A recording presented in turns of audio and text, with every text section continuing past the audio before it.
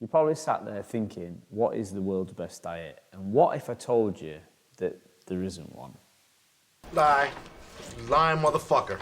Probably going to screw your face up, think what you're talking about. I've seen videos online of people claiming this is the best or that's the best. However, I have also seen those videos. I've also tried a number of different diet modalities myself. And the thing is, if we can't all agree on one, then we have to sort of open the topic of, is one the best to follow? Now, online we're going to have like carnivores slamming everybody. We're going to have ketos slamming everybody that don't follow keto. Vegans that are never happy unless you're following a vegan framework. And unfortunately, being honest here, each one of these frameworks has major pros to it and also major cons. So it's not a case of us thinking one is the best. The reason being, I know myself, I've tried different modality approaches. I went vegan at one point, very short period of time, didn't enjoy it. I've gone heavily meat-based, not carnivore, probably more keto approach.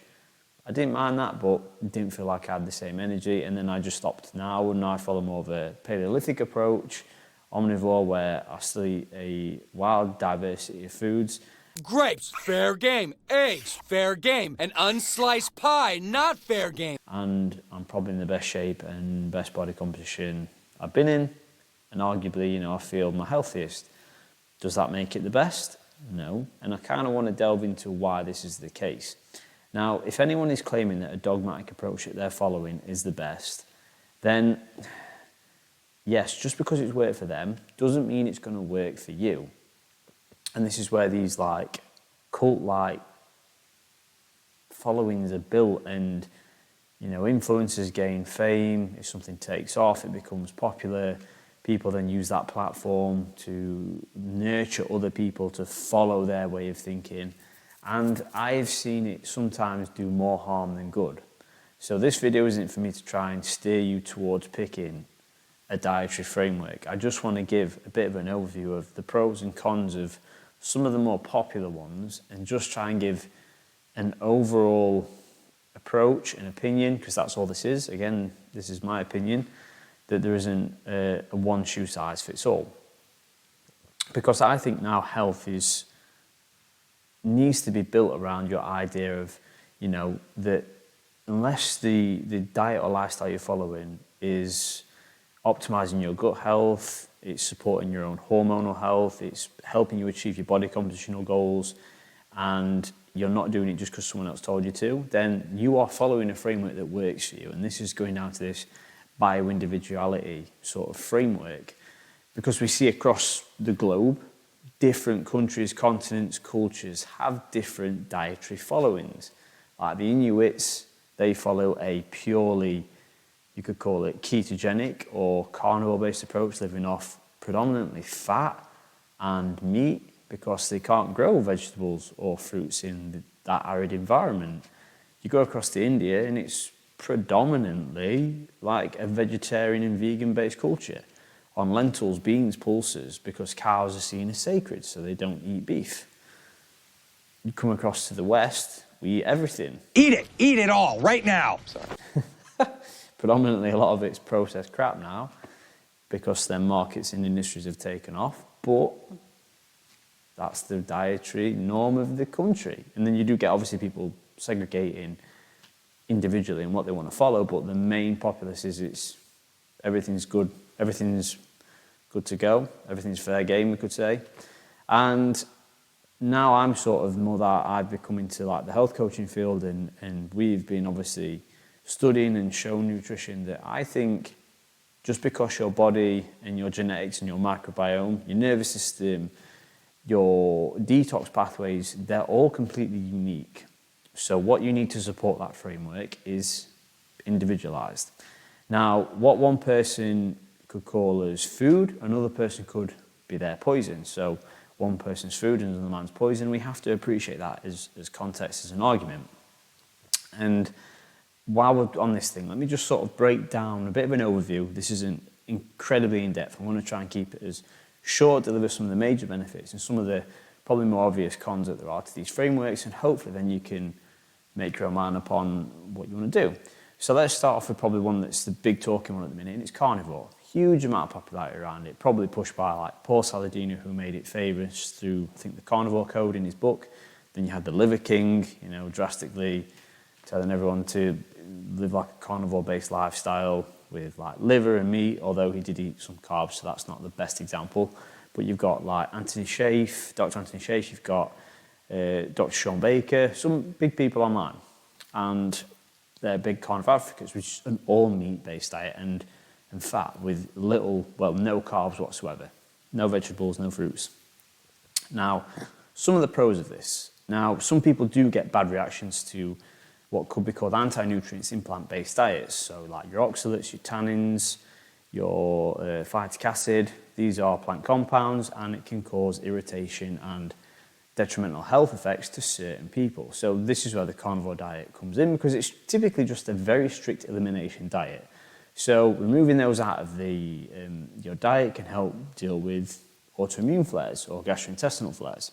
It can also aid with the fact that it packs a punch in terms of nutrient density if you are including a diverse, not only muscle meats, but predominantly organ meats. Organ meats are going to be containing much more micronutrient density.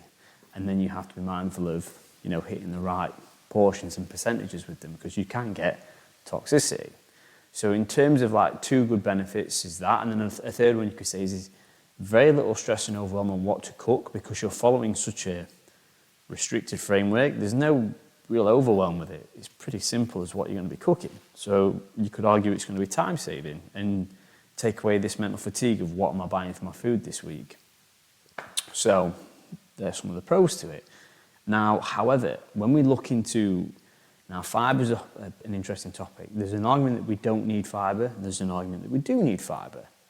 And you can fall into either of these camps. Me personally, I found that I benefit from having fibre in my diet. It helps me go to the toilet more. I'm not saying that is 100% what everyone needs. Please stick with me here. Some people actually are beneficial not having fibre in the diet, especially if the fibre could have caused constipation in the first instance. Removal of the fibre can actually be shown to help the bowels get moving again. But I'm going off track. Sorry. Zero fibre, let's come back to it.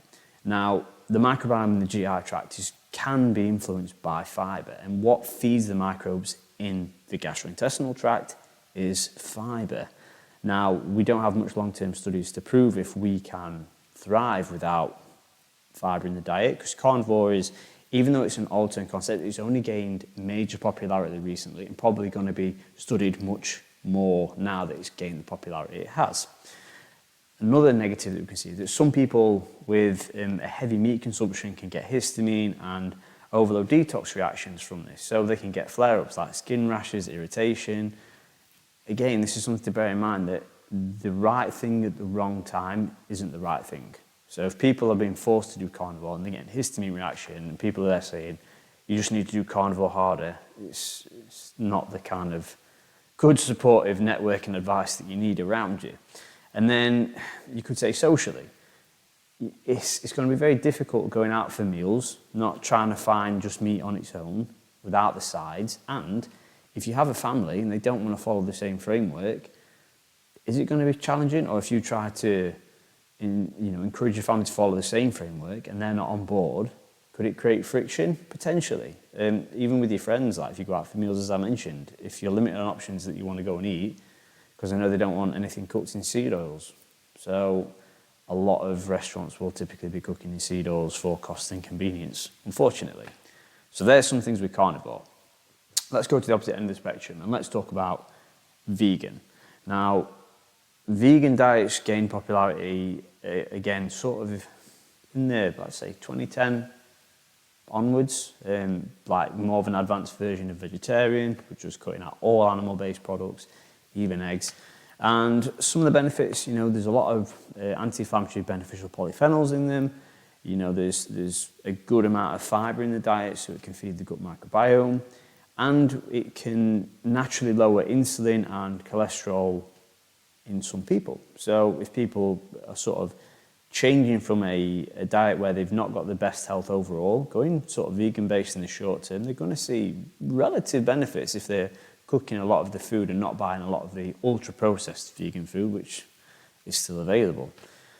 And then we could look at a big thing with some of the negatives in the vegan diet. Again, this is going to be a huge one, nutrient deficiencies. So we've got B12, iron, choline deficiencies, which are all found in animal-based products, which sort of is unavoidable. It's much harder to get those in through plant-based sources, especially iron, a lot of non-heme iron in the vegan diet, and it's not as bioavailable. So even though people argue that, oh, you can still get it, it's not the same. It's just not as bioavailable and beneficial for us and easier to utilize in the body and break down. We often see things with thyroid issues. So if you're hammering goitrogens with no iodine, again, you can potentially develop some sort of thyroid autoimmunity or thyroid issues down the path the longer you adhere to it. Again, this is all coming down to the fact that the limitation of foods from lacking these key micronutrients that we need. And then not every person, especially their GI tract, is going to love just raw plants and legumes, because again, we come back to this anti-nutrient hypothesis that plants have, and they can cause severe issues in some people, like especially with bloating, GI discomfort. So even though it's coming from an ethical perspective of, not eating animals, and I respect that. If that's your choice, you choose not to eat animals because of the ethical reasons, that's completely your choice and fair play to you. But again, we cannot avoid the obvious signs, and especially this being myself, I have seen people that have followed this approach, this dietary framework, and I did for a short amount of time. I noticed it very quickly. And some people are overridden by their conscious, ethical reasons, and will put some of their health challenges on the back burner because of probably thinking that if they chose to optimize their health, it means compromising on a vegan approach, and maybe so, but I argue that you've got one roll of the dice in this life, and trying to optimize your health as best as possible and enjoying the most of this time is probably more important. Maybe controversial, and some people may not like that, but that's just my opinion here on this video. And then let's follow on to another dietary framework. Let's talk about paleo. So this is the typical approach that I follow. So I'm going to give it the pros and the cons of it. So whole food approach, it's, helps for me to manage my blood sugar optimally. And it is coming from including more anti-inflammatory based foods with a diverse range of what you can have. Typically gluten-free, which I don't get on with gluten. I actually suffered irritable bowel syndrome through gluten. So I haven't had gluten in as long as I can remember now, and I don't really miss it. So for me, it was just a wise sort of transition naturally for me to follow. I've also found that in terms of, covering your macronutrient bases, it's incredibly easy because none of them are off the table essentially. Yes, you are limited on ultra-processed foods, but I've never been that fussed on eating them because I try and focus on my health more than eating crappier food. I'm not going to say any food's good or bad, but ultra-processed foods that have more unnecessary ingredients in that I don't want to consume, it's helped me to cut those out relatively easy with other options. But like anything, you could say that, is it over-restrictive on carbs because it only focuses on very few sources? This hasn't been an issue for me, but I know it can be for some people. And would you say that, how to put it, that some paleo treats, they could still be classed as calorie dense nutrient bombs, which I think they are. I think a lot of foods have sort of brought into marketing their products in a way to consumers, and still being a bit disingenuous about the health benefits and the macros on them, and trying to show them as a health food, and realistically they're not. So that can be a bit of an issue with it, especially in a specific dietary framework treat that's on the shelf that you can buy straight off. So buying them pre-done, there is that risk of you think you're having something that's incredibly healthy and maybe it isn't, so if you're not reading the packaging and the ingredients. And then let's finally go into probably one of the last popular categories, and we could say ketogenic. So the ketogenic diet. Now, it's incredible for blood sugar regulation, helps with brain fog, insulin resistance, has shown some great correlations in supporting mental health conditions. It has shown that in studies. So the therapy tool for epilepsy, for PCOS management, and even in some cancers, it can be incredibly beneficial. Not all, in some. That's something to point out here. This isn't a blanket term. Now, the long-term thing of ketogenic diets, which could be seen as negative, is, low carb, so can it affect thyroid health? Is it going to drive more cortisol and potentially affect muscle mass? Possibly so. Do we get this gut dysfunction, again, from the lack of fibre in the diet? Again, this is going to differ on person to person. And, be honest, like butter in coffee, is it nice? Is it a thing? Is it just a fad? Is it just a way of people trying to stand out, of following an approach? If it works for you, great. But I've seen some people do it and they genuinely don't enjoy it, but they still do it because they saw someone online doing it. And I sit there and think, why the fuck are you following that or doing something that you don't enjoy? There's no logical reason to that. But yeah, you all have probably seen it in different, what other people do. It's wild how people will follow trends for the sake of it. And then probably the last one, let's just include high carb, low fat. This is not going to be as popular as the others. High carb, low fat is going to support thyroid health, possibly aid with a bit more leptin sensitivity, and it's fantastic for, more hard training athletes, so typically like your bodybuilders, because they need that sort of substrate, more glucose, more carbohydrate focus to fuel the intense training sessions. But, negatives, you can develop insulin resistance on it. Doesn't manage your blood sugar as well, and, it's going to have some crashes which are inevitable. And making, protein and missing more protein, essential nutrients and choline, and missing some of the healthy fats, opting for carbs instead. Long-term hormonal issues possibly. So there you go. It's not going to be an ideal solution for everybody.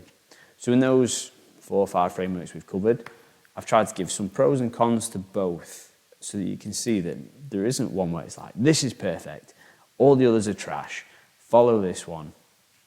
And this is where I think you are your own science project, right? I'm my own science project. That's why I've tried these things for myself, to find out what's worked for me. I advise clients to do the same. So I know that people have got a general good idea of what foods they know make them feel great and what foods make them feel like crap. So when you've got that as a starting framework, then you know what foods that make them feel like crap. They're advisories. I'm not saying you never eat them, but if you keep them to very rarely or special occasions, or if they really cause havoc, it's wise to eliminate them, because you don't want to be causing yourself undue necessary stress or inflammation if it's not needed and it's not worth that moment of tiny bit of enjoyment for days or weeks of pain that are going to follow. So this is the whole argument encapsulated, the fact that there isn't a one-size shoe that suits all of us. We're all individuals. We all have our own makeup and what's going to best fuel and help us to perform in our job physically, mentally, show up in our relationships, have a good status of health to be able to function in life. That's the bigger picture thinking here, right? So this is why when you follow personalities on social media that are dogmatic and they follow a certain framework and they are fixed in their beliefs and they're preaching the message from the rooftops, do this, do as I do, don't do this, right? If you choose to listen to it, great, but you need to understand that you aren't them. By all means, trial it, see if it works for you. Pay attention to your health. This is a big one, right? So if you follow a certain framework or you're really interested in your health and you want to optimize it, don't just blindly follow a dietary framework without utilizing lab results. Here's a big thing with, carnivore-based diets. A lot of them are now sharing their blood work and then finding that their cholesterol and their LDL levels are really quite worryingly high. That isn't a get-out-of-jail-free card. You have to pay attention to your labs, regardless of dietary framework. Same with if you follow a vegan diet. Checking your folate, your B12 status, your protein, your white blood cell count. These are all things that are really, really important. Utilizing your own labs when you're running on a certain dietary framework can help to show you if what you're feeling is being reflected in your labs or vice versa. Because there's no good following a framework. You feel like absolute trash on it, but you've listened to what someone else is telling you and going, yes, but this is the best, blah, blah, blah, blah. And you're not seeing those benefits, right? So break that sort of overwhelming pressure to conform because you think someone who is either in great shape or looks healthy or is telling you they're the healthiest they've ever been without sort of, understanding that you aren't them and you are unique. So I've had people on a number of different dietary frameworks depending on their health status when they came to me for coaching. And there's been times I've had to utilize different approaches to get the best results. And whether they were just temporary in interventions, like someone with a lot of GI inflammation, carnivore could be a good choice. However, like I say, they've got impaired stomach acid function, or they've got H. pylori, going on such a heavy protein-based and fat-based diet when they haven't got optimal digestion could potentially be the wrong thing, And I'm just trying to give a bit of a subjective overview just to drive the message home that don't feel pressured to be that person that has to follow what someone else is saying. Do your testing, do your own investigation. Keeping food diaries is incredibly useful if you think you've got sensitivities to certain foods. Track your meals, write down what you ate, how you felt after, and build a picture over a week, months. And then if you're still unsure, you can use that information to work with a coach and give them that feedback. How useful that information is when you're like, I've tracked my food and let's say I found bread was giving me bloating and discomfort. Awesome, we know that you may have a potential gluten sensitivity or even non-gluten sensitivity, but still it doesn't agree with you. It's all information and it's all useful. Now there's plenty of studies online that sort of show the pros and cons to a lot of these dietary frameworks. You can find them on PubMed, you can find them on, I think, JAMA and the nutritional, can't remember what that other one's called. If I remember the name, I'll drop it on screen here. They're like some good places just to have a look at what the research and studies are showing. Because again, it's all well and good listening to people online, but always do your own research and always read into the studies if you've got a severe interest in following a certain framework. And yeah, that's this video done. So I'd love to hear your thoughts. What do you do? What works for you? I've shared mine. Great to have some more people jump on the comments, share their insights, if you agree, if you disagree. And yeah, if you're not following and you've liked this video, give it a thumbs up, give me a subscribe, and yeah, see you on the next one. Bosh.